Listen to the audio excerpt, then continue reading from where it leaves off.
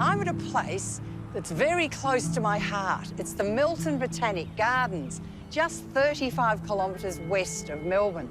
I'm honoured to be the patron of the gardens, and it's a privilege to come to visit these gardens to see them growing to maturity. They were only planted 11 years ago. The 26-hectare gardens are home to a fabulous collection of eucalypts and inland Australian plants that thrive in dry conditions. Plus, there's a selection of splendid locals. Hello. But today, I'm here to explore the garden beds dedicated to plants from southern Africa and meet the volunteers who've brought them to life.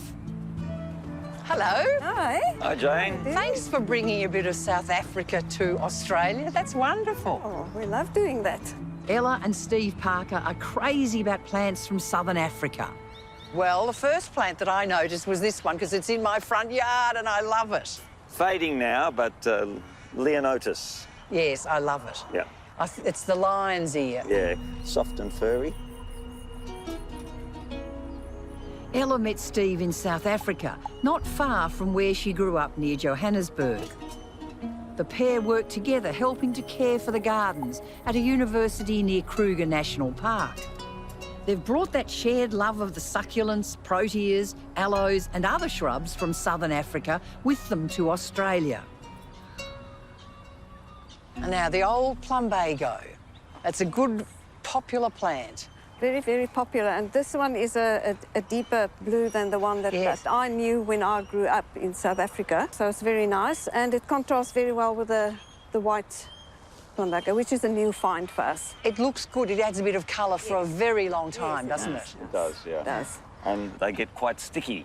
And the kids in South Africa pick a flower off and stick it on their earlobe and pretend they've got an earring. You got one?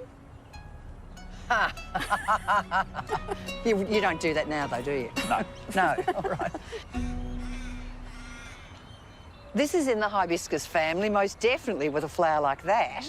Yes, yes. This is a Cape Mallow, an Anisodontia africana. Yeah. And they're very, very easy to grow, and the bees love them. Ah, very good reason to have one in the garden. Yes. Aha, no South African garden would be complete without a protea. That's right. And this is a Protea repens, the common sugar bush, the white variety. And why is it called a sugar bush? All the birds, the bees love it because of all the nectar that comes from it. It actually drips nectar at some stages.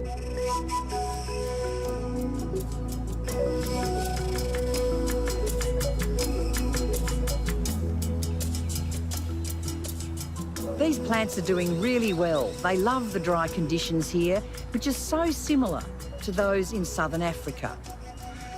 You've got an absolute forest of Carsonias here.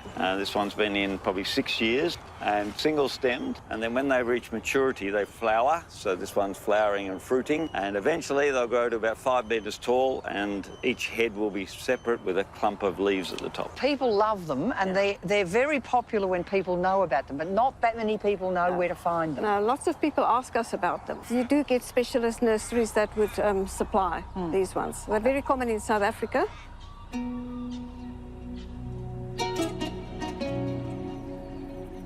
About what we'd like here. My old friend John Bentley is president of the Friends of the Milton Botanic Gardens.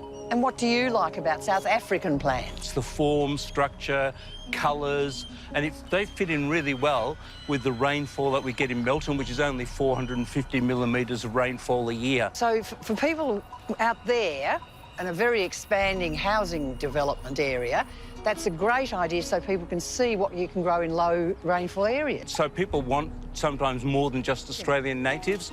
So how important are Ella and Steve to the South African project? They've been absolutely vital to that project.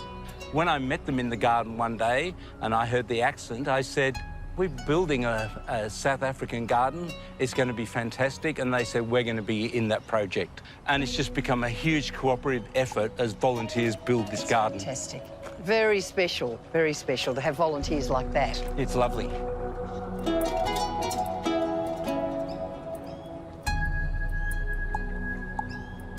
How often do you come to volunteer? We come every Saturday morning and extends into the afternoon. Okay. So, you comfortable there? Now, tell me about this amazing red tree. This red tree used to be a beautiful eucalyptus tree with a lovely crown, but it died, and we decided that we'll ask the council if we could have this painted red, because we like the red colour of the aloes, and it became a focal point in the garden.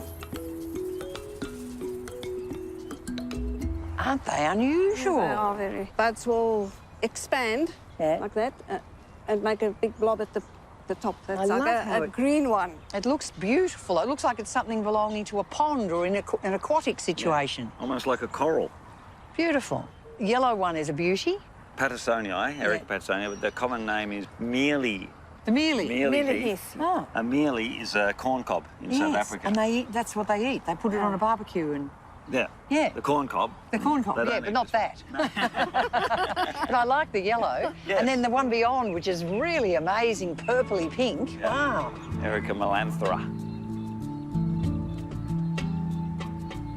Looking at all this wonderful planting, how does it make you feel? To see the result of your labour and seeing plants growing and developing and flowering for the first time, and it's just an amazing experience. I love it, yes. I can't live without it. It's very therapeutic. And is the South African plants, is this area finished with, or you still got plans? Never. Never Gardens finished. are never finished.